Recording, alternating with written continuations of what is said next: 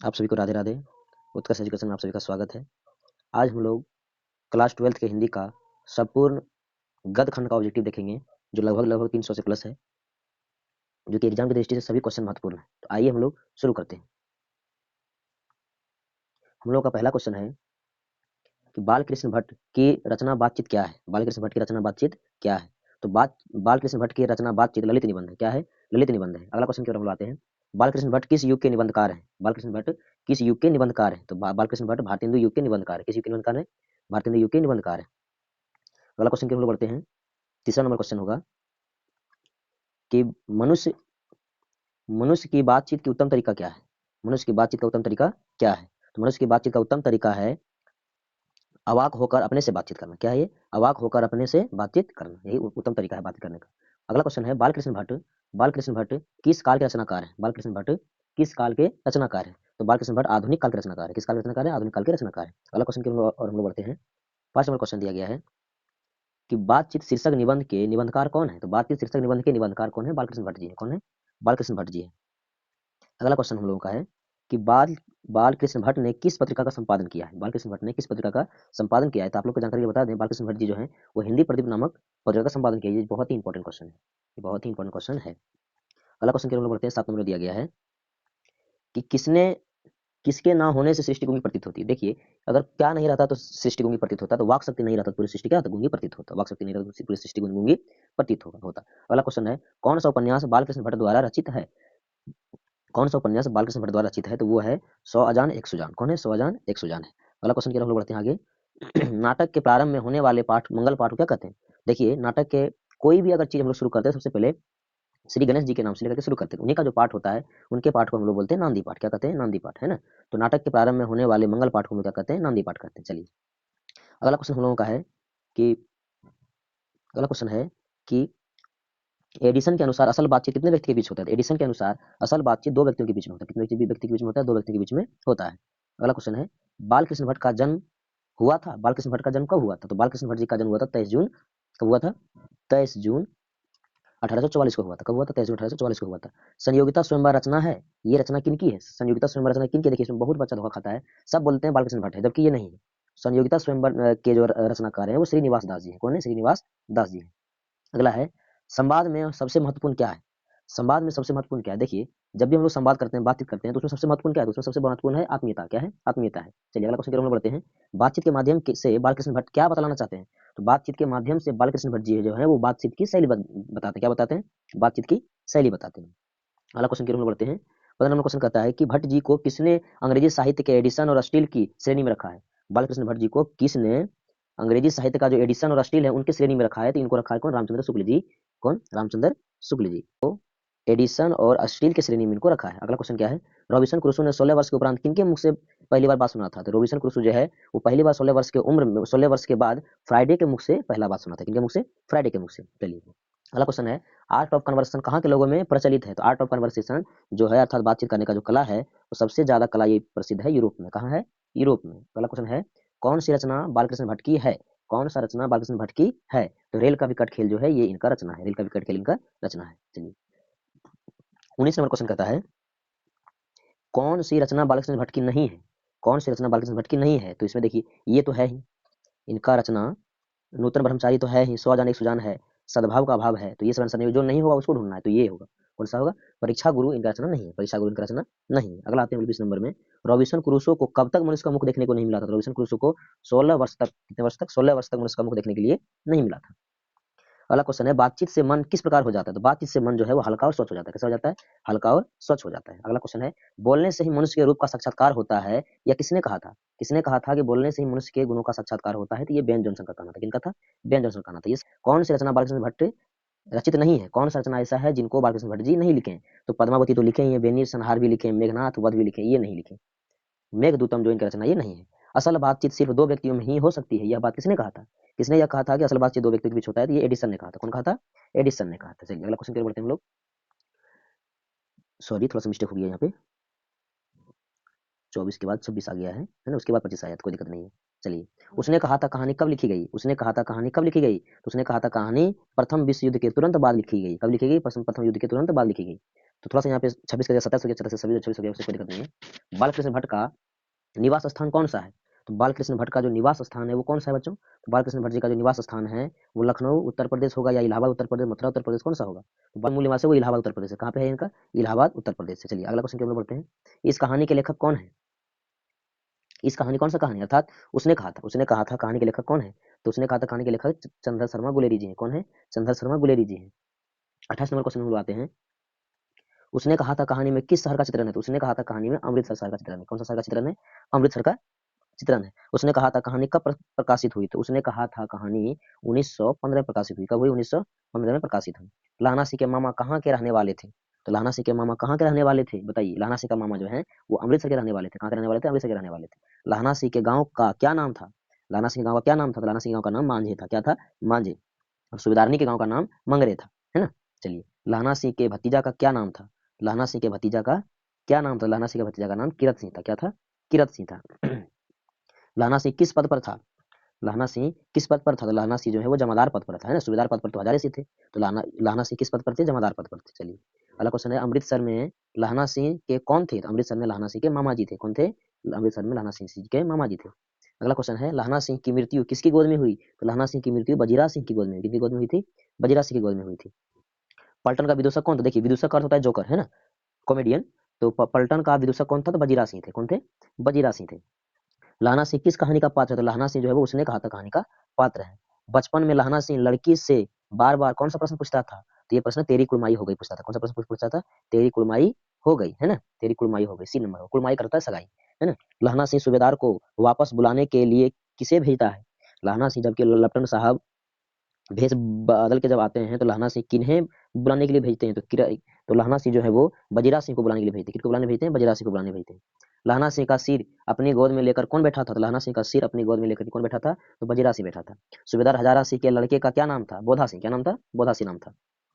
भारतीय सिपाहियों का किसके साथ संघर्ष हुआ था? तो भारतीय सिपाहियों का जर्मन के साथ संघर्ष हुआ था। किनके साथ हुआ था संघर्ष? जर्मन के साथ संघर्ष हुआ था। जर्मन लेफ्टिनेंट को किसने मार गिराया? तो जर्मन लेफ्टिनेंट को लाहना सिंह मार के गिराए। कौन कौन मार गिराए? लाहना सिंह मार करके गिराए।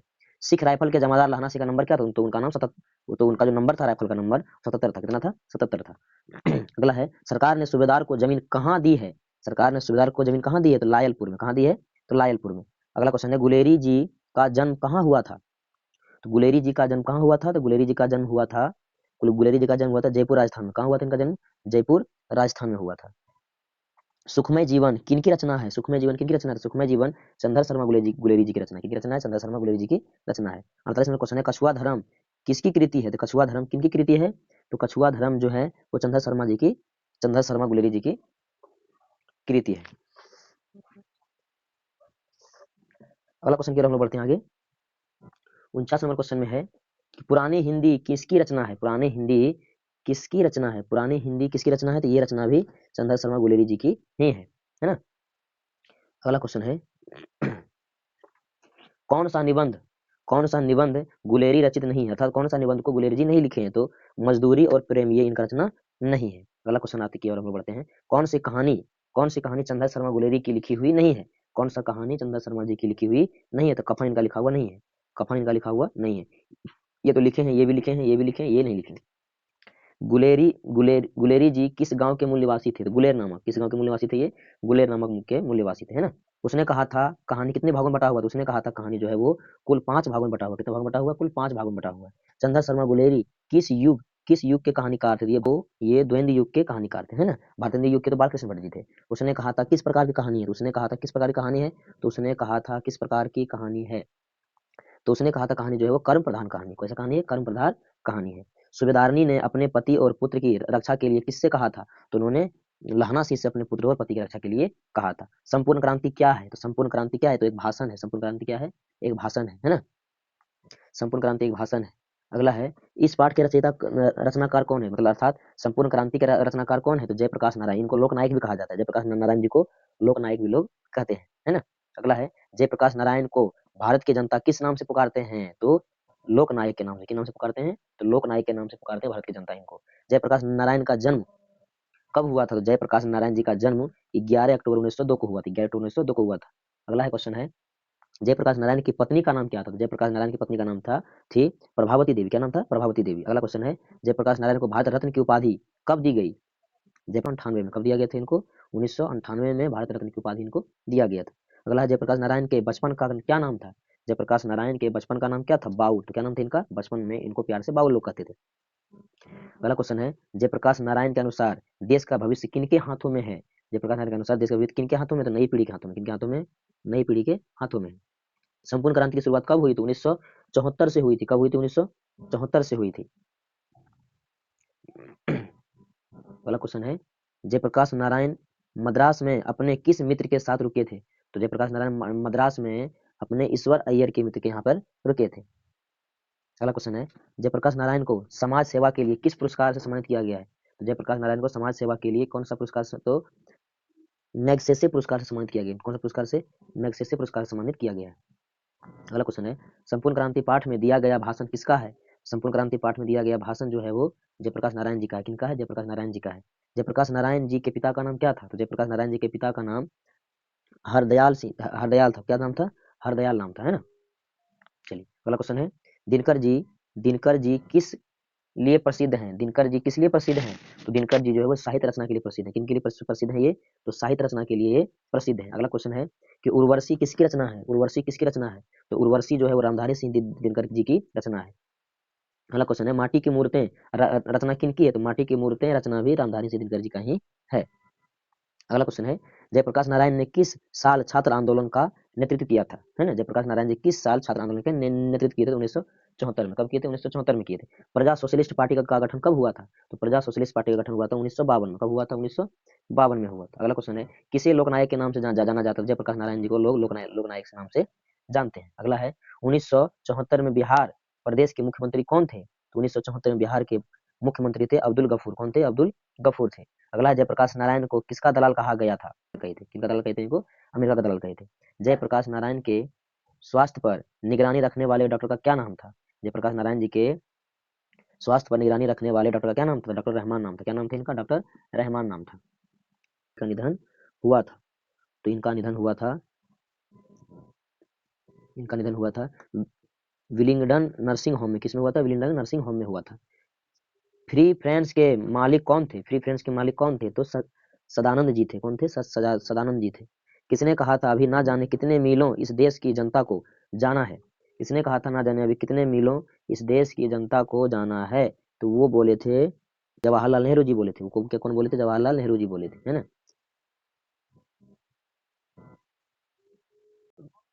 फणीश्वर नाथ रेणु की पुस्तक कौन सी है? तो फणीश्वर नाथ रेणु की पुस्तक कौन सी है?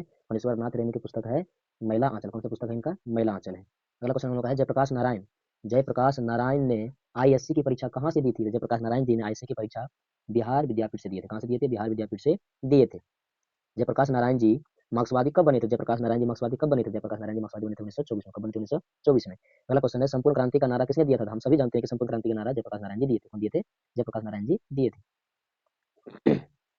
पुलिस के बड़े अधिकारी ने किसके मुख से सुना था कि जयप्रकाश नारायण जी नहीं होते तो बिहार जल गया होता? तो वो दीक्षित जी थे। कौन थे? दीक्षित जी थे, है ना। दीक्षित जी के मुख से पुलिस के बड़े अधिकारी ने यह बोलते हुए सुना उनको कि यदि जयप्रकाश नारायण नहीं होते तो बिहार आज जल गया होता। अगला क्वेश्चन है, अर्धनारीश्वर किस विधा से संबंध है? अर्धनारीश्वर का संबंध किस विधा से है? आप सभी को बता दें, अर्धनारीश्वर एक निबंध है। क्या है? एक निबंध है। दिनकर जी का जन्म बिहार के किस जिले में हुआ था? तो दिनकर जी का निधन हम सभी जानते हैं बिहार के बेगूसराय जिले में हुआ था। किस जिले में हुआ था? बिहार के बेगूसराय जिले में हुआ था। अगला क्वेश्चन हम लोग का आता है कि अर्धनारीश्वर में किस गुण का समन्वय है? तो अर्धनारीश्वर में नारी और पुरुष दोनों के गुण का समन्वय है। दोनों के गुणों के बारे में बताया गया है इसमें। अगला क्वेश्चन है, दिनकर जी की पहली काव्य पुस्तक कौन सी है? दिनकर जी की पहली काव्य पुस्तक प्रणभंग है। कौन सा पुस्तक है इनका? पहला प्रणभंग है। अगला क्वेश्चन है, अर्धनारीश्वर शंकर और पार्वती का किस प्रकार का रूप है? तो अर्धनारीश्वर जो है वो शंकर और पार्वती का कल्पित रूप है। कैसा रूप है? कल्पित रूप है। अगला क्वेश्चन हम लोग बढ़ते हैं, दिनकर जी का जन्म कब हुआ था? तो दिनकर जी का जन्म हुआ था 23 सितंबर 1908 को हुआ था। कब हुआ था? 23 सितंबर 1908 को हुआ था। दिनकर जी की पहली कविता किस पत्रिका में प्रकाशित हुई थी? तो दिनकर जी का पहली कविता छात्र सहोदर में प्रकाशित हुई थी। किसमें हुई थी? छात्र सहोदर नामक पत्रिका में प्रकाशित हुई। अगला क्वेश्चन है, कौन सी कृति रामधारी सिंह दिनकर जी के द्वारा लिखी हुई है? तो कौन सा कृति रामधारी सिंह दिनकर जी के द्वारा लिखी हुई है? ये होगा शुद्ध कविता की खोज। कौन सा होगा? शुद्ध कविता की खोज होगा।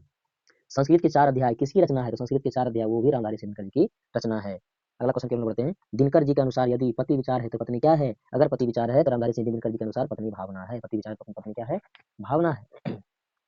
अगला क्वेश्चन है कि पुरुष जब नारी का गुण लेता है तो वह देवता बन जाता है, किंतु नारी जब नर का गुण सीखती है तो वह राक्षसी हो जाती है। यह कथन किनका है? तो यह कथन बोले हैं प्रेमचंद जी बोले हैं। कौन बोले हैं? प्रेमचंद जी। प्रेमचंद जी का कहना था यदि पुरुष नारी का गुण सीख लेता है तब तो वह देवता बन जाता है, किंतु जब नारी पुरुष का गुण सीखती है तो वह राक्षसी बन जाती है। यह शब्द किनका है? तो प्रेमचंद जी का है। किसने अपने जीवन के अंतिम दिनों में नारित्व की साधना की थी? तो किसने अपने अंतिम दिनों में नारित्व की साधना की थी? तो वो थे हमारे महात्मा गांधी जी। कौन थे? हमारे महात्मा गांधी जी। जीवन के अंतिम दिनों में उन्होंने नारी जैसा जीवन अपना व्यतीत किया था, जिए थे वो। अगला क्वेश्चन है, दिनकर जी की पहली कविता कब प्रकाशित हुई थी? दिनकर जी का पहली कविता जो प्रकाशित हुई थी वो 1925 में हुई थी। कब हुई थी? 1925 में हुई थी। अगला है, बुद्ध और महावीर ने नारियों को कौन सा अधिकार दिया था? तो बुद्ध और महावीर जी ने नारियों को भिक्षुणी होने का अधिकार दिया था। किनका अधिकार दिया था? भिक्षुणी होने का अधिकार दिया था। अगला क्वेश्चन है, निम्नलिखित में कौन सी रचना दिनकर जी की नहीं है? तो कौन सी रचना दिनकर जी की नहीं है? तो आप सबको बता दें, उर्वशी तो है ही, रश्मिरति भी है, कुरुचित्र भी है, जूठन इनका नहीं, जूठन इनका नहीं है। अगला क्वेश्चन है, प्रेमचंद के अनुसार नारी जब पुरुष का गुण सीखती है तो वह क्या बन जाती है? तो वह बन जाती है राक्षसी। वह क्या बन जाती है? राक्षसी बन जाती है। अगला है, निम्नलिखित में कौन सी रचना दिनकर जी की है? कौन सी रचना दिनकर जी की है? तो दिनकर जी की रचना है परशुराम की प्रतीक्षा। कौन सी रचना इनमें है? परशुराम की प्रतीक्षा, वो दिनकर जी की रचना है। गांधारी कौन थी? अब ध्यान दीजिएगा, यह महाभारत से का क्वेश्चन है कि गांधारी कौन थी? तो गांधारी दुर्योधन की माँ थी। कौन थी? दुर्योधन की माँ थी। अर्थात का वर्ता, यदि संधि का वर्ता अगर दुर्योधन और अर्जुन के माताओं के बीच अगर हुआ होता तो शायद महाभारत नहीं होता। यह शब्द गांधारी सिंह दिनकर जी अपने इस निबंध में बोले हैं। अगला है, अर्धनारीश्वर कल्पित रूप है। तो अर्धनारीश्वर किनका कल्पित रूप है? तो शिव और पार्वती का कल्पित रूप है। अगला है, प्रेमचंद जी क्या थे? प्रेमचंद जी थे, प्रेमचंद जी क्या थे? कथाकार थे। प्रेमचंद जी क्या थे? एक कथाकार थे। दिनकर किस युग के कवि हैं? तो दिनकर जी किस युग के कवि हैं? तो दिनकर किस युग के कवि हैं? तो दिनकर जी जो है वो छायावादोत्तर युग के कवि हैं। किस युग के कवि हैं? छायावादोत्तर युग के कवि हैं। अगला क्वेश्चन करते हैं, दिनकर को किस कृति पर भारतीय ज्ञानपीठ पुरस्कार प्राप्त है? दिनकर जी को कौन सा कृति के ऊपर भारतीय ज्ञानपीठ पुरस्कार प्राप्त हुआ था? तो वो उर्वशी पर हुआ था। किस पर हुआ था? उर्वशी। ये बहुत ही इंपॉर्टेंट क्वेश्चन है, ये बहुत ही इंपॉर्टेंट क्वेश्चन है। अगला है, युद्ध एवं शांति की समस्या पर लिखी गई काव्य कृति है। मतलब कौन सी इसमें काव्य कृति है जो कि युद्ध और शांति की समस्या पर लिखी गई है? तो वह है कुरुक्षेत्र। कौन सा है? कुरुक्षेत्र। अगला है, यह पाठ रोज क्या है? रोज क्या है बताइए? तो रोज रोज पाठ जो है वो क्या है? रोज पाठ एक कहानी है। कौन सा पाठ है? एक कहानी है। ये बहुत ही मस्त कहानी है, आपको पढ़िएगा, अगर पढ़े होंगे तो आप सब जानते होंगे। इसमें मालती नाम की एक लड़की रहती है ना, उन्हीं की स्त्री के बारे में बताया गया इसमें। अगला है, इस पाठ के लेखक कौन है? अर्थात रोज पाठ के लेखक कौन है? तो रोज पाठ के लेखक है अज्ञेय जी। कौन है? अज्ञेय जी। इनका पूरा नाम है सच्चिदानंद हीरानंद वात्सायन अज्ञेय, लेकिन इसको इनको हम लोग शॉर्टकट में क्या कहते हैं? अज्ञेय कहते हैं, है ना। अज्ञेय जी मूलतः क्या थे? क्या है? तो अज्ञेय जी मूलतः कहानीकार है। क्या है ये? कहानीकार है। अगला क्वेश्चन है, अज्ञेय जी की पहली कहानी कब प्रकाशित हुई थी? तो अज्ञेय जी की पहली कहानी कब प्रकाशित हुई थी? तो अज्ञेय जी की पहली कहानी 1924 में प्रकाशित हुई थी। कब हुई थी? 1924 में प्रकाशित हुई थी। अगला क्वेश्चन की ओर बढ़ते हैं, महेश्वर की पत्नी का क्या नाम था? महेश्वर की पत्नी का क्या नाम था? तो महेश्वर की पत्नी का नाम मालती था। क्या था? मालती। अगला है, अज्ञेय जी ने इंटर कहाँ से किया था? अज्ञेय जी इंटर कहाँ से किया था? तो वो मद्रास क्रिश्चियन कॉलेज से किए थे। कहाँ से किए थे? मद्रास क्रिश्चियन कॉलेज से किए थे वो इंटर। रोज कहानी की नायिका कौन है? तो रोज कहानी की नायिका मालती है। नायिका का था हीरोइन, है ना। तो रोज कहानी की नायिका कौन है? तो मालती है। अगला है, उत्तर प्रियदर्शी नाटक के नाटककार कौन है? उत्तर प्रियदर्शी नाटक के नाटककार कौन है? तो वो भी है अज्ञेय जी। कौन है? अज्ञेय जी है। कौन सी कृति अज्ञेय की है? मतलब कौन सी कृति इनमें है जो कि अज्ञेय जी की है? तो नदी के द्वीप। नदी के द्वीप इनकी कृति है। नदी के द्वीप इन्हीं की कृति है ना। अगला है, कौन सी कृति अज्ञेय की नहीं है? कौन सी कृति अज्ञेय जी की नहीं है? तो वह पल्लव नहीं है। पल्लव इनकी कृति नहीं है। अगला है, शेखर एक जीवनी किस विधा की कृति है? अर्थात शेखर एक जीवनी क्या है? शेखर एक जीवनी क्या है? तो शेखर एक जीवनी जो है वो उपन्यास है। क्या है वह? उपन्यास है। अगला क्वेश्चन बढ़ते हैं, अज्ञेय की माँ का क्या नाम था? तो अज्ञेय जी की माँ का क्या नाम था? अज्ञेय जी की माँ का क्या नाम था? तो अज्ञेय जी की माँ का नाम वयंती देवी था। क्या था? वयंती देवी, है ना। अगला है, रोज कहानी में अतिथि बनकर कौन आते हैं? रोज कहानी में अतिथि बनकर कौन आते हैं? तो रोज कहानी में अतिथि बनकर आते हैं मालती के दूर के रिश्तेदार। कौन आते हैं? मालती के दूर के रिश्ते का भाई आते हैं ना। अगला क्वेश्चन है, रोज कहानी घंटे की किस खड़कन के साथ समाप्त होती है? तो रोज कहानी घंटे की किस खड़कन के साथ समाप्त होती है? तो रोज कहानी जो है वो अ, घंटे के 11 की रोज कहानी घंटे की किस खड़कन के साथ समाप्त होती है? तो यह 11 क्या होगी? 11 घंटे के बाद उनका काम समाप्त होता है।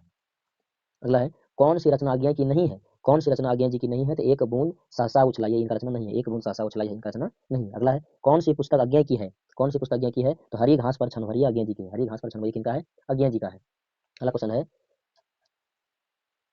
अज्ञेय के पिता का नाम क्या था? तो अज्ञेय जी के पिता का नाम क्या था? अज्ञेय जी के पिता का नाम था डॉक्टर हीरानंद शास्त्री। क्या नाम था? डॉक्टर हीरानंद शास्त्री। अगला क्वेश्चन है, नदी के द्वीप किसकी रचना है? तो नदी के द्वीप किसकी रचना है? तो नदी के द्वीप भी अज्ञेय जी का ही रचना है। अगला क्वेश्चन है, अज्ञेय को ज्ञानपीठ पुरस्कार किस रचना पर प्राप्त हुआ है? तो अज्ञेय जी को ज्ञानपीठ पुरस्कार किस रचना पर प्राप्त हुआ है? तो कितनी नावों में कितनी बार इनका रचना है? इन्हीं रचना के ऊपर इनको ज्ञानपीठ पुरस्कार प्राप्त हुआ था। अगला क्वेश्चन है, मालती महेश्वर की संतान का क्या नाम था? मालती और महेश्वर के संतान का क्या नाम था? तो टीटी नाम था। क्या नाम था इनका? टीटी नाम था, है ना। वो जो ट्रेन में टिकट चेक करते हैं उनका वो नहीं, टीटी उनका नाम था, प्यार से उनको टीटी कहते थे। अगला क्वेश्चन है, इनमें किस वाद से संबंधित है? इनमें अज्ञेय किस वाद से संबंधित है? तो अज्ञेय जी का जो संबंध है वो किनसे है? तो प्रयोगवाद से। किनसे है? प्रयोगवाद से। अगला है, मालती का पति क्या है? तो मालती का पति डॉक्टर है। क्या है? डॉक्टर है, जो कि गैंग्रीन का इलाज करते हैं, गैंग्रीन बीमारी होता है। अगला है, लेखक कितने वर्ष बाद मालती से मिलने आया था? लेखक कितने वर्ष बाद मालती से मिलने आया था? तो लेखक कितने वर्ष बाद मालती से मिलने आया था? तो वो 5 वर्ष के बाद मिलने आया था। कितने वर्ष बाद मिलने आया था? 5 वर्ष के बाद मिलने आया था। अगला है, मालती के पति किस बीमारी का ऑपरेशन करके आए थे? तो मालती के पति गैंग्रीन बीमारी का ऑपरेशन करके आए थे। कौन सी बीमारी? गैंग्रीन बीमारी का ऑपरेशन करके आए थे। अज्ञेय जी ने कितनी वर्ष की उम्र में कविता लिखना शुरू किया? अज्ञेय जी कितने वर्ष की उम्र में कविता लिखना शुरू किए थे? तो वो 10 वर्ष की उम्र में ही वो कविता लिखना शुरू कर दिए थे। अगला क्वेश्चन है, तार सप्तक का संपादक कौन है? तार सप्तक के संपादक कौन है? तो ये भी है, अज्ञेय जी ही है। इनका संपादक कौन है? अज्ञेय जी है। अज्ञेय जी का जन्म हुआ था, कब हुआ था इनका जन्म? अज्ञेय जी का जन्म जो हुआ था वो 7 मार्च 1911 को हुआ था। कब हुआ था? 7 मार्च 1911 को हुआ था। इनमें कौन सा नाटक अज्ञेय इनमें इनमें अज्ञेय का नाटक कौन है? तो इनमें कौन सा नाटक है जो कि अज्ञेय जी का है? तो वो उत्तर प्रियदर्शी। उत्तर प्रियदर्शी इन्हीं का नाटक है। अगला है, अगला क्वेश्चन है, अज्ञेय जी की पहली कहानी किस पत्रिका में प्रकाशित हुई थी? तो अज्ञेय जी की पहली कहानी जो है वो पत्रिका सेवा में प्रकाशित हुई थी। किसमें? पत्रिका सेवा में प्रकाशित हुई थी। अगला है, अज्ञेय जी ने घर में किस हस्तलिखित पत्रिका का संपादन किया था? तो अज्ञेय जी जो है वो घर में किस हस्तलिखित पत्रिका का संपादन किए थे? तो वो किए थे आन आनंद बंधु पत्रिका को वो हाथ से लिख करके संपादन किए थे। अगला है, एक लेख और एक पत्र के रचनाकार कौन है? एक लेख और एक पत्र के रचनाकार कौन है? तो ये हमारे वीर भगत सिंह जी हैं। कौन है? ये हमारे वीर भगत सिंह जी हैं। अगला है, भगत सिंह के पिता सरदार किशन सिंह तथा चाचा अजीत अजीत सिंह किनके सहयोगी थे? तो भगत सिंह के चाचा और इनके पिताजी किनके सहयोगी थे? तो वो थे लाला लाजपत राय जी के सहयोगी थे। किनके थे? लाला लाजपत राय के सहयोगी थे। अगला है, भगत सिंह किस उम्र में क्रांतिकारी गतिविधियों में शामिल हुए? भगत सिंह किस उम्र में क्रांतिकारी गतिविधियों में शामिल हुए थे? तो 12 वर्ष की उम्र में ही वो इसमें शामिल हो गए थे। अगला है, भगत सिंह ने चंद्रशेखर आजाद के साथ मिलकर किस संघ का गठन किया था? ध्यान दीजिएगा, भगत सिंह जी ने चंद्रशेखर आजाद के साथ मिल करके किस संघ का गठन किया था? वो संघ का नाम था हिंदुस्तान समाजवादी प्रजातांत्रिक पार्टी। क्या था? हिंदुस्तान समाजवादी प्रजातांत्रिक पार्टी का मतलब गठन किए थे। अगला क्वेश्चन है, हिंदुस्तान समाजवादी प्रजातांत्रिक सॉरी भगत सिंह को कांग्रेस तथा महात्मा गांधी से मोहभंग कब हुआ था? भगत सिंह जी को महात्मा गांधी और कांग्रेस से मोहभंग कब हुआ था? तो यह मोहभंग हुआ था 1922 में। कब हुआ था? 1922 में हुआ था। अगला क्वेश्चन है, भगत सिंह के चाचा का क्या नाम था? भगत सिंह के चाचा का नाम अजीत सिंह था। क्या था? अजीत सिंह था। भगत सिंह प्रभावित थे, भगत सिंह किनसे प्रभावित थे? तो भगत सिंह जो है वो कार्ल मार्क्स से प्रभावित थे। किनसे प्रभावित थे? कार्ल मार्क्स से प्रभावित थे। अगला क्वेश्चन है, गणेश शंकर विद्यार्थी किस पत्र का संपादन करते थे? तो गणेश शंकर विद्यार्थी जो है वो प्रताप नामक पत्र का संपादन करते थे। प्रताप नामक पत्र का संपादन करते थे। अगला है, कुलवीर सिंह और कुलतार सिंह भगत सिंह के कौन थे? कुलवीर सिंह और कुलतार सिंह भगत सिंह के कौन थे? ये इनके भाई थे। कौन थे? इनके भाई थे। कौन सा संबंध भगत सिंह का लिखा हुआ नहीं है? कौन सा निबंध भगत सिंह का लिखा हुआ नहीं है? तो कौन सा निबंध इसमें ऐसा है जो भगत सिंह जी के द्वारा लिखा हुआ नहीं है? तो वह है परिवेश। कौन सा है? परिवेश इनके द्वारा लिखा हुआ नहीं है। अगला है, प्रताप के संस्थापक संपादक कौन थे? तो प्रताप के संस्थापक संपादक कौन थे? तो ये थे गणेश शंकर विद्यार्थी जी थे। कौन थे? गणेश शंकर विद्यार्थी थे। अगला क्वेश्चन है कि मतवाला पत्रिका कहाँ से निकलती थी? मतवाला पत्रिका कहाँ से निकलती थी? तो मतवाला पत्रिका कलकत्ता से निकलती थी। कहाँ से निकलती थी? कलकत्ता से निकलती थी। विद्यार्थी और राजनीति शीर्षक निबंध किसका लिखा हुआ है? तो विद्यार्थी और राजनीति शीर्षक निबंध जो है वो भगत सिंह के द्वारा लिखा हुआ है ना। बंदी जीवन किसकी कृति है? बंदी जीवन किनकी कृति है? तो बंदी जीवन किनकी कृति है? तो बंदी जीवन सचिंद्रनाथ सन्याल सचिंद्रनाथ सन्याल जी के हैं। किनका है? सचिंद्रनाथ सन्याल की है ना। अगला है, भगत सिंह का जन्म कब हुआ था? तो भगत सिंह का जन्म 28 सितंबर 1907 में हुआ था। कब हुआ था? 28 सितंबर 1907 में हुआ था। अगला है, चौरी चौरा कांड कब हुआ था? तो चौरी चौरा कांड कब हुआ था? तो 1922 में हुआ था। चौरी चौरा कांड कब हुआ था? 1922 में हुआ था। अगला क्वेश्चन है कि भगत सिंह गणेश विद्यार्थी द्वारा निकाली गई पत्रिका से जुड़े भगत सिंह गणेश विद्यार्थी द्वारा निकाली गई किस पत्रिका से जुड़े थे? भगत सिंह गणेश शंकर विद्यार्थी द्वारा निकाली गई किस पत्रिका से जुड़े थे? वो प्रताप पत्रिका से जुड़े थे। अगला है, भगत सिंह को फांसी दी गई। कब फांसी दी गई? भगत सिंह को फांसी कब दी गई? भगत सिंह जी को फांसी दी गई 23 मार्च 1931 को दी गई, जो कि हम लोगों के लिए अशुभ दिन माना जाता है ना। 23 मार्च 1931 को दिया गया, वो हमारे देश का दुर्भाग्य था वह। चलिए अगला क्वेश्चन की तरफ बढ़ते हैं। मैं नास्तिक क्यों हूँ, यह किनका लेख है? मैं नास्तिक क्यों हूँ, यह किनका लेख है? यह लेख है भगत सिंह जी का है। किनका है? भगत सिंह जी का है। भगत सिंह को अपने लिए सजा के संबंध में क्या विश्वास था? तो भगत सिंह को अपने लिए सजा के संबंध में क्या था विश्वास? तो मृत्युदंड। इनको पता था कि हमको मृत्युदंड ही दिया जाएगा, है ना। अगला है, भगत सिंह किस घृणित तथा कायरतापूर्वक मानते थे। भगत सिंह किनको घृणित तथा कायरतापूर्वक मानते थे? तो आत्महत्या को। किनको? आत्महत्या को वह बहुत ही गलत मानते थे। अगला है प्रिंस क्रोपोटकिन कौन थे? तो ये कौन थे? तो ये अर्थशास्त्र का विद्वान थे। कौन थे? अर्थशास्त्र का विद्वान थे।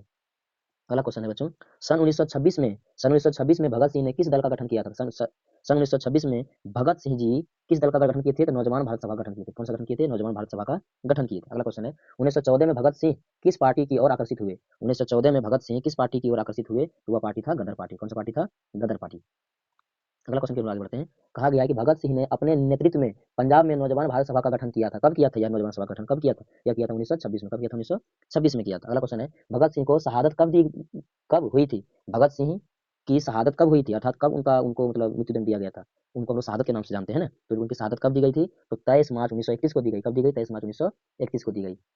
अगला है, भगत सिंह ने अपने मित्र के साथ केंद्रीय असेंबली में बम कब फेंका था? तो यह बम उन्होंने फेंका था 8 अप्रैल 1929 को फेंका था। कब फेंका था? 8 अप्रैल 1929 को फेंका था। अगला क्वेश्चन है, एक लेख और एक पत्र के रचनाकार कौन है? हमारे वीर भगत सिंह जी हैं। कौन है? ये हमारे वीर भगत सिंह जी हैं।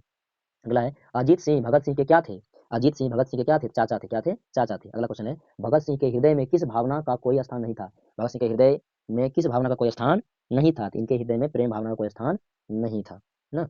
चलिए अगला है, ओ सदा निरा शीर्षक किस पाठ ओ सदा नीरा शीर्षक पाठ किस विधा के अंतर्गत आता है? अर्थात ओ सदा नीरा पाठ जो है वो क्या है? यह भी एक निबंध है। यह भी क्या है? एक निबंध है। अगला क्वेश्चन है, इस पाठ के लेखक कौन है? अर्थात ओ सदा नीरा पाठ के लेखक कौन है? तो सदा नीरा पाठ के लेखक है जगदीश चंद्र माथुर। कौन है? जगदीश चंद्र माथुर है। अगला है, जगदीश चंद्र माथुर मूलतः क्या थे? तो जगदीश चंद्र माथुर मूलतः निबंधकार थे। क्या थे? मूलतः निबंधकार थे। अगला क्वेश्चन है, माथुर जी किस राज्य के शिक्षा सचिव नियुक्त हुए? माथुर जी किस राज्य के शिक्षा सचिव नियुक्त हुए? तो वह बिहार राज्य के। कौन सा राज्य के? बिहार राज्य के। अगला है, अंग्रेज ठेकेदारों ने किस चीज की खेती का विस्तार किया? तो अंग्रेज ठेकेदारों ने किस चीज की खेती का विस्तार किया? तो वो नील का खेती। किसका खेती का विस्तार किया था? नील का खेती का विस्तार किया था।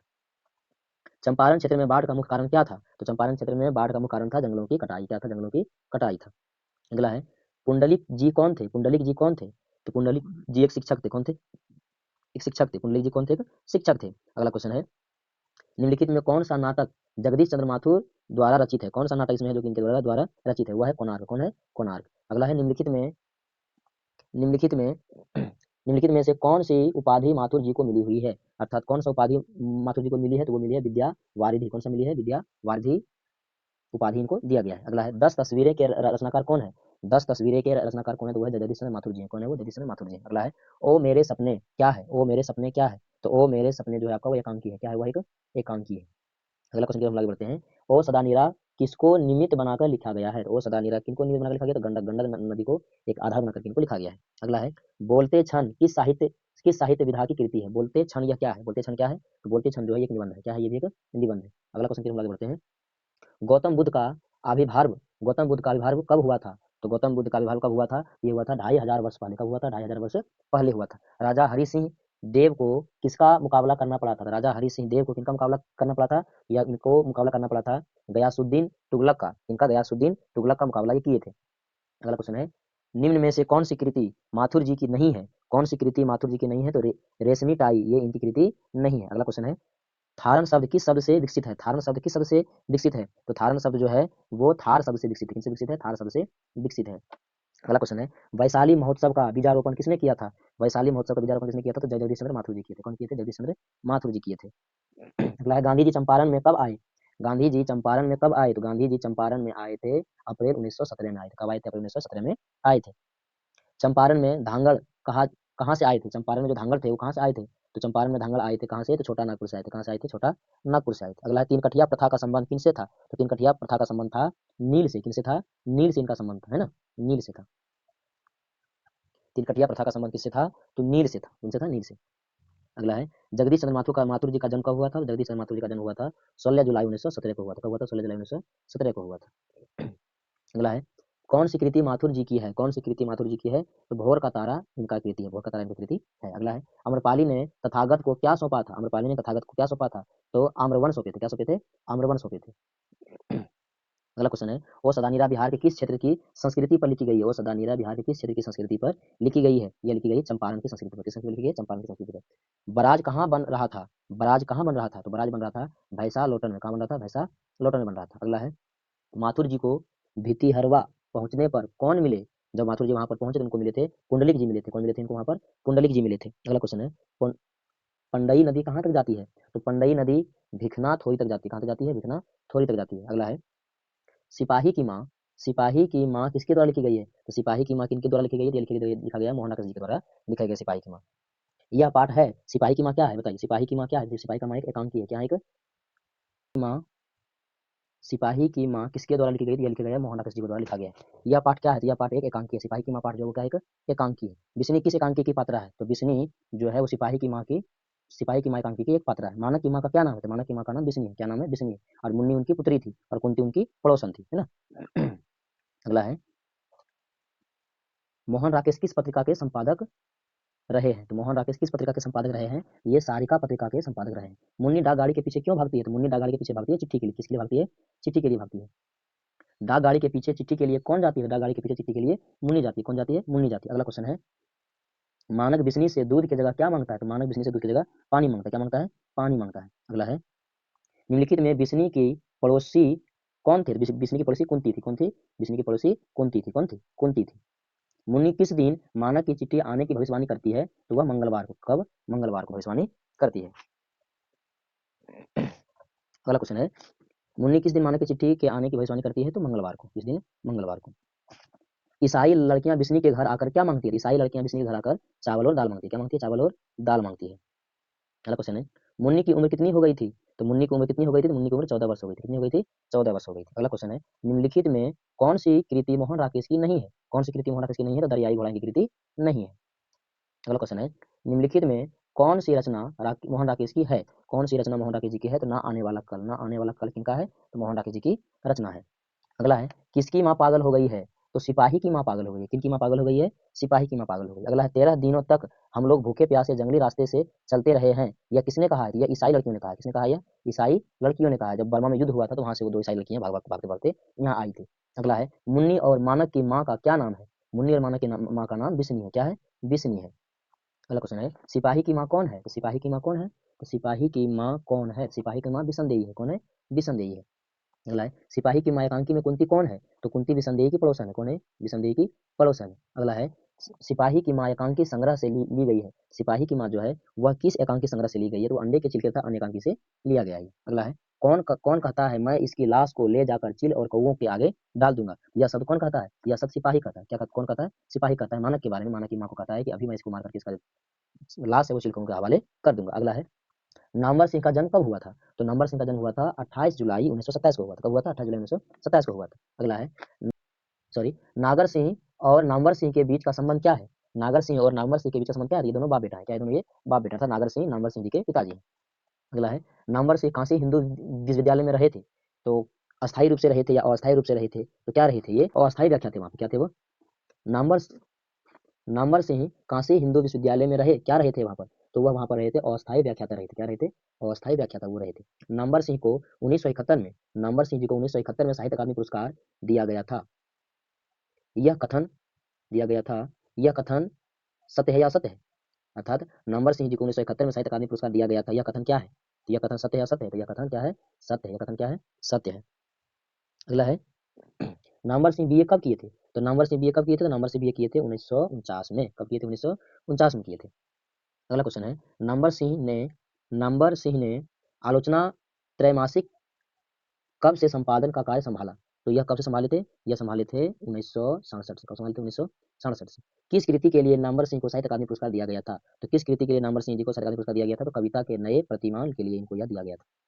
अगला है, नामवर सिंह बीए और एमए कहाँ से किए? तो नामवर सिंह बीए और एमए कहाँ से किए थे? बीएचयू से किए थे। कहाँ से किए थे? ये बीएचयू से किए थे। अगला है, बकलम खुद है। बकलम खुद क्या है?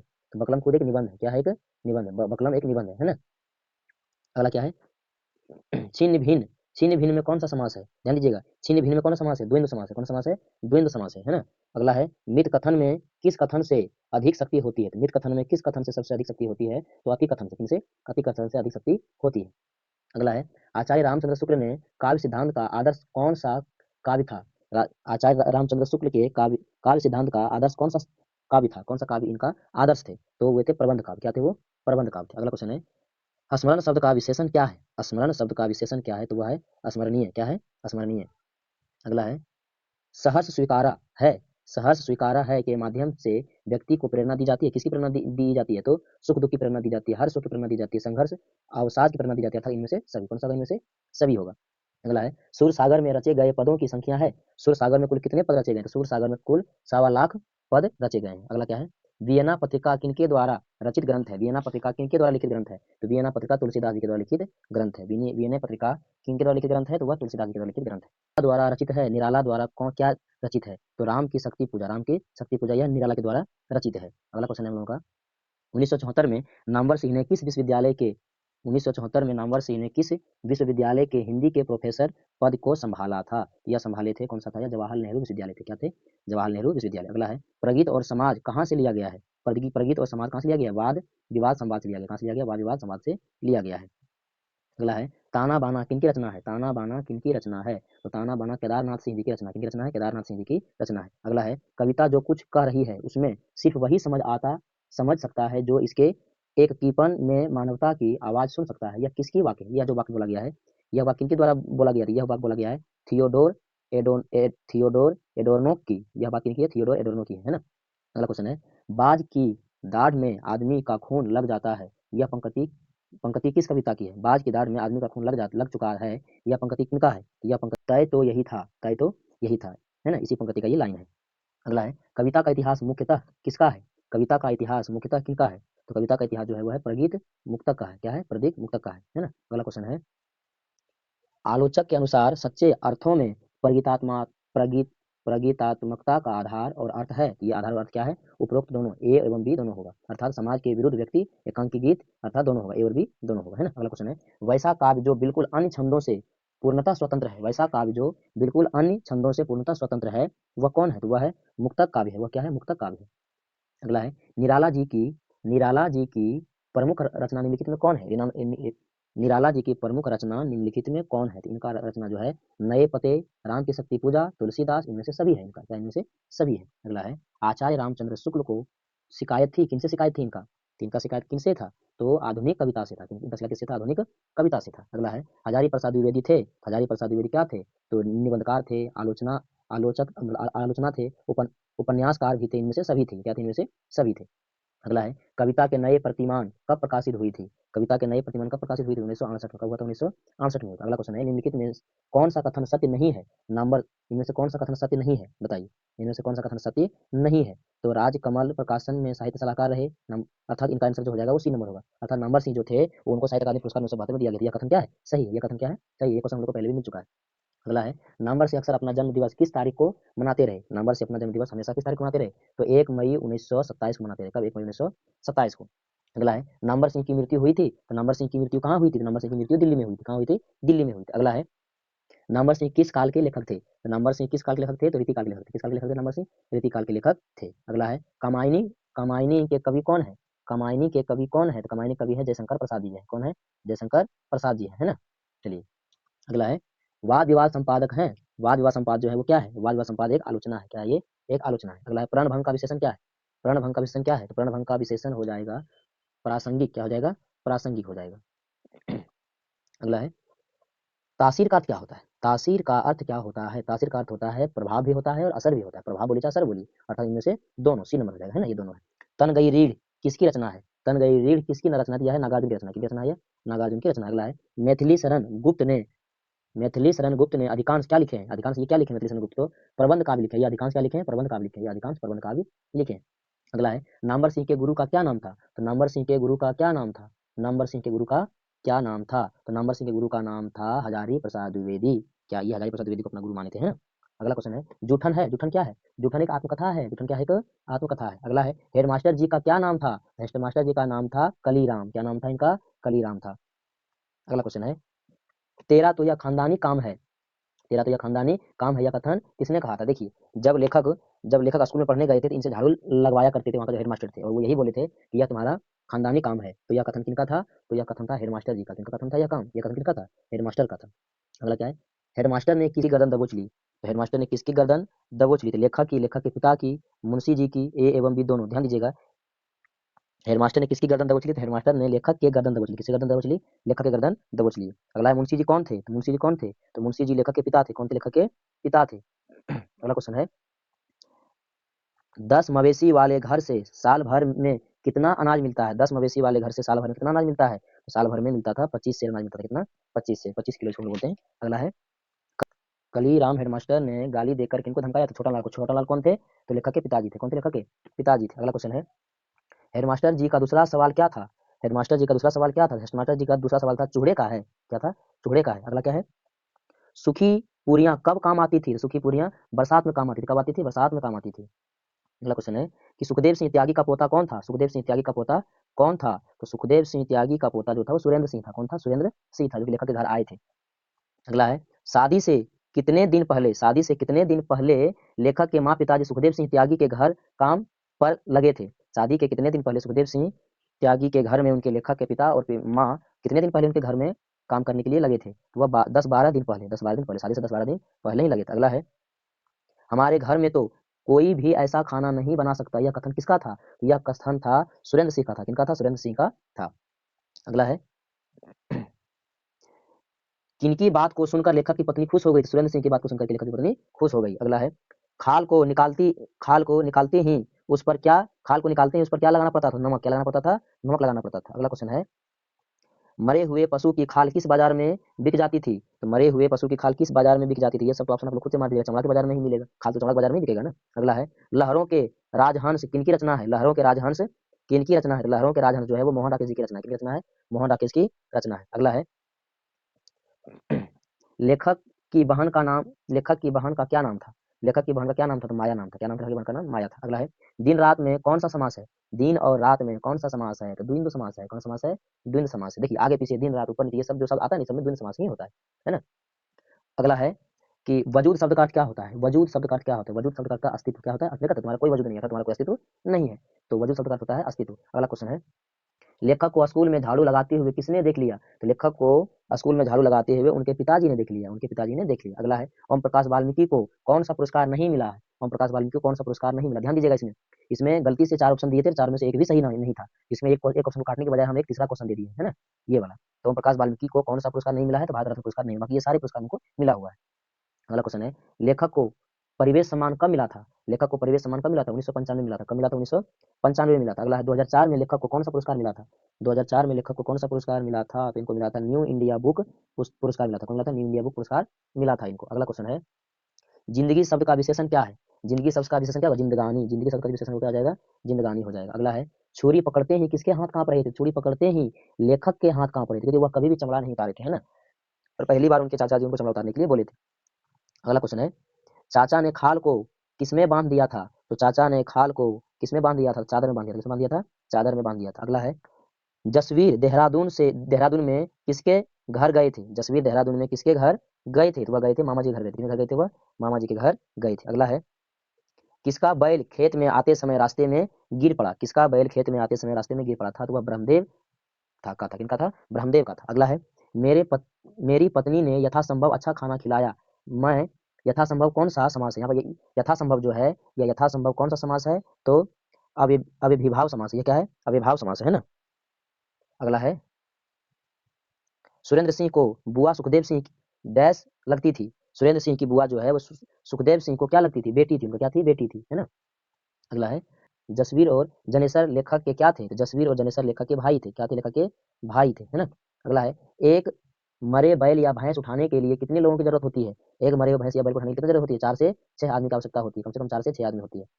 अगला है, अब और नहीं यह क्या है? अब और नहीं यह क्या है? बताइए। यह कविता संकलन है। यह क्या है? कविता संकलन। अगला अगला है, ओम प्रकाश वाल्मीकि का निधन कब हुआ था? तो ओम प्रकाश वाल्मीकि जी का निधन कब हुआ था? तो ओम प्रकाश वाल्मीकि जी का निधन हुआ था 17 नवंबर 2013 को इनका निधन हुआ था। अगला है, लेखक एक दिन अपनी तुलना किससे करते हैं? लेखक एक दिन अपनी तुलना किससे करते हैं? तो लेखक एक दिन अपनी तुलना करते हैं झाड़ू से। किससे करते हैं? झाड़ू से लेखक अपनी अपनी तुलना एक दिन करते हैं, है ना। अगला है, उदय प्रकाश जी का जन्म कब हुआ था? उदय प्रकाश जी का जन्म हुआ था 1 जनवरी 1952 को हुआ था। कब हुआ था? 1 जनवरी 1952 को हुआ था। अगला है, लेखक का थानू से कैसा संबंध था? लेखक का थानू से कैसा संबंध था? देखिए यह जो है, ये तिरछ कहानी का यह है ना। लेखक का थानू से कैसा संबंध था? यह उनका दोस्त था। कौन था यह? उनका थानू उसका दोस्त था, है ना, लेखक का। अगला है, लेखक को सपने में क्या करने की आदत थी? तो लेखक को सपने में क्या करने की आदत थी? तो बोलने और चिखने की आदत थी। क्या थी? बोलने और चिखने की आदत थी। अगला है, थाने के SHO का क्या नाम था? थाने के SHO का क्या नाम था? तो नाम था इसका रघुवेंद्र प्रताप सिंह नाम था। क्या नाम था? रघुवेंद्र प्रताप सिंह नाम था। अगला है गणेशवा कौन था? तो गणेशवा मोची था। कौन था गणेशवा? मोची था। अगला क्वेश्चन है लेखक के बुरे सपने का सबसे खतरनाक पात्र कौन थे? तो तिरिच कौन थे? सॉरी, हाथी और तिरिच दोनों थे। कौन थे? हाथी और तिरिच दोनों थे। हाथी से भी ये लेखक डरते थे, तिरिच से भी डरते थे। अगला क्वेश्चन है लेखक के पिताजी शहर क्यों गए थे? तो लेखक के पिताजी शहर गए थे क्योंकि उनका अदालत में पेशी था। क्या था? अदालत में उनका पेशी था ना, तो अदालत में पेशी के लिए वो वहां पर गए थे। अगला क्वेश्चन है किस गांव में धतूरे के पौधे मिले थे? किस गांव में धतूरे के पौधे मिले थे? तो समातपुर में। किसमें मिले थे? समातपुर नामक गांव है ना, मिले थे। अगला क्या है लेखक के पिताजी का क्या नाम है? लेखक के पिताजी का नाम था प्रेम कुमार सिंह। क्या नाम था? प्रेम कुमार सिंह नाम था। अगला है पिताजी पिताजी स्टेट बैंक ऑफ इंडिया की इमारत में कितने बजे घुसे थे?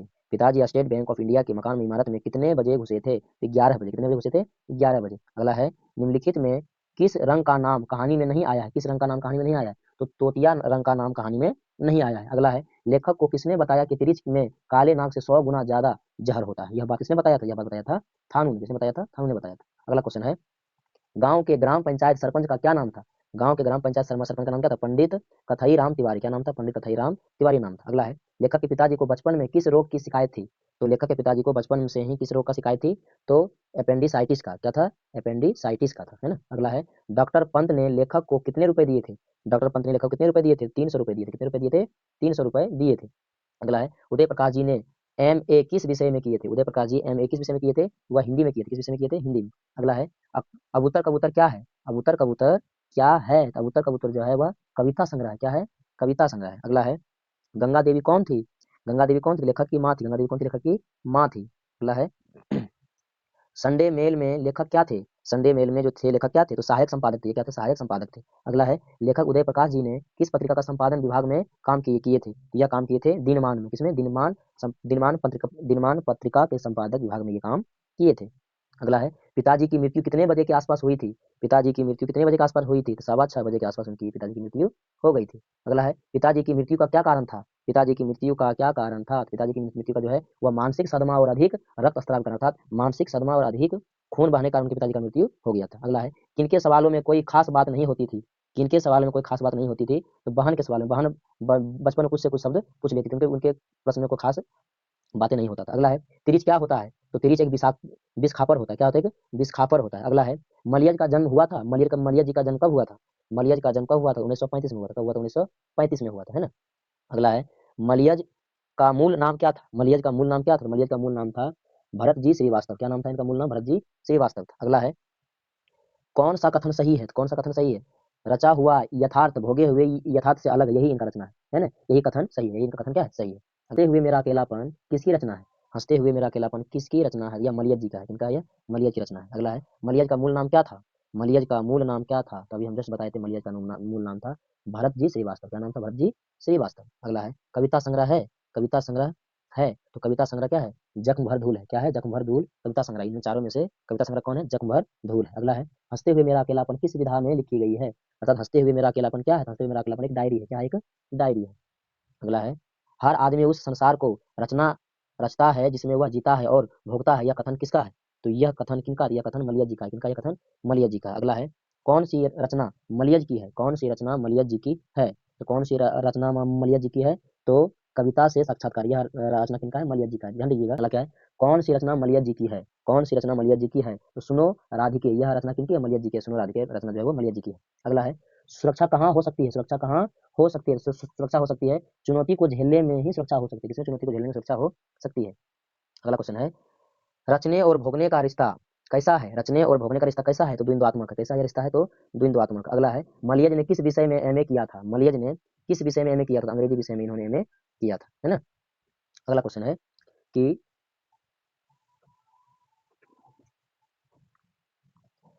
मलियज का जन्म कहाँ हुआ था? मलियज का जन्म कहाँ हुआ था? तो मलियज का जन्म हुआ था महुई आजमगढ़ उत्तर प्रदेश में। कहाँ हुआ था? महुई आजमगढ़ उत्तर प्रदेश में हुआ था। अगला है मलियज के माता पिता का नाम बताएं। मलियज का माता पिता का नाम क्या था? तो मलियज का माता पिता का नाम था माता का नाम प्रभावती देवी और पिता का नाम त्रिलोकी नाथ वर्मा। माता का नाम प्रभावती देवी और पिता का नाम त्रिलोकी नाथ वर्मा था, है ना। त्रिलोकी नाथ वर्मा था। अगला क्वेश्चन है पाठ की युक्ति है इस संसार से सम, संपृक्त एक रचनात्मक कर्म है। इस कर्म के बिना मानवता अधूरी है। यह जो पाठ है, यह जो पंक्ति है, वह किस पाठ का है? वह हंसते हुए मेरा अकेलापन का है ना। अगला है किसने लिखा है डैश एक किसने लिखा है? एक कलाकार के लिए यह निहायत जरूरी है कि उसमें आग हो और वह खुद ठंडा हो। यह शब्द किसने लिखा? यह शब्द लिखा है मलियज जी ने। कौन लिखे हैं? मलियज लिखे हैं ना। अगला है, किस पाठ में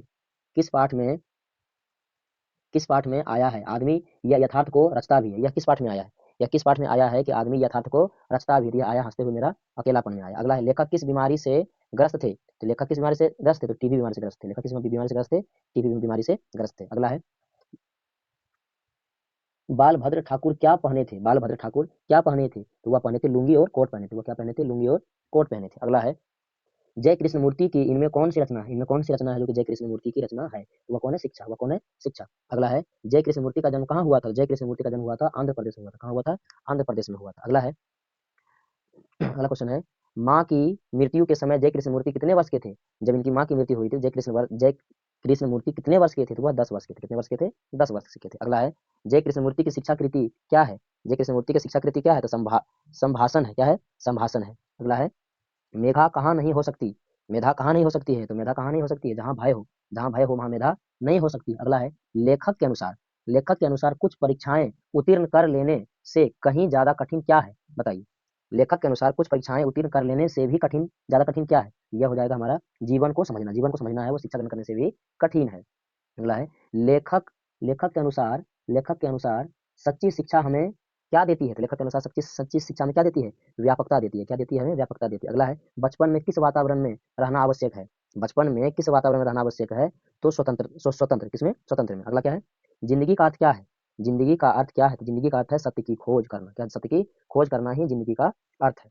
अगला है, जय कृष्ण मूर्ति के अनुसार मानव के विचारों को, उनके संबंध तथा उनके प्रेम को नष्ट कर देता है ना? यह उनके प्रेम को नष्ट कर देता है। उत्साह, नाराजगी, खुशी, मतलब किसको नष्ट कर देता है ना? कहा गया है, जय कृष्णमूर्ति के अनुसार मानव के विचारों को, उनके संबंधों तथा डैश उसके प्रेम को नष्ट कर देता है। कौन उसके प्रेम को नष्ट कर देता है? तो भय भय जो है उनके प्रेम का करता है, नष्ट कर देता है। अगला है, जय कृष्णमूर्ति के अनुसार विश्व किस और अग्रसर है? जय कृष्णमूर्ति के अनुसार विश्व जो है ये पूरा विश्व किस और अग्रसर है? तो नाश की ओर। किस और? नाश की ओर जो है बढ़ते चला जा रहा है ये पूरा दुनिया। अगला है, द अगला है, the fast and last freedom, यह कृति किनकी है? यह कृति किनकी है? यह कृति है जय कृष्ण मूर्ति की। किनकी है? जय कृष्ण मूर्ति की। अगला है, साम्यवादी किससे लड़ रहा है? साम्यवादी किससे लड़ रहा है? साम्यवादी जो है वो पूंजीपतियों से क्या कर रहा है? लड़ रहा है। साम्यवादी किससे लड़ रहा है? पूंजीपतियों से लड़ रहा है। अगला है, जय कृष्ण मूर्ति का जन्म कब हुआ था? तो जय कृष्ण मूर्ति का जन्म हुआ था 12 मई 1995 को हुआ था। कब हुआ था? 12 मई 1995 को हुआ था। ये इतना महत्वपूर्ण ऑब्जेक्टिव था, है ना? अब आप सभी को यह क्लास कैसा लगा? आप कमेंट करके जरूर बताएं। और इतना समझ लीजिए कि एग्जाम में जो आने वाला जो एग्जाम है, जो आपका एग्जाम होगा, उस एग्जाम में इसी से ऑब्जेक्टिव आपका आएगा। अगर गद्य खंड से अगर कोई ऑब्जेक्टिव आएगा तो यहीं से आएगा, है ना? इसको आप लोग ध्यानपूर्वक से देखें, अच्छी तरह से जाएं और एग्जाम में अच्छे मार्क्स लाएं। यह हम सब ऊपर वाले से प्रार्थना करते हैं। और यह क्लास कैसा लगा आप लोग जरूर बताएं कमेंट करके। और अगर यह क्लास आपके लिए यूजफुल रहा तो अपने दोस्तों को भी शेयर करें। आपसे वो फिर से एक बार राधे राधे।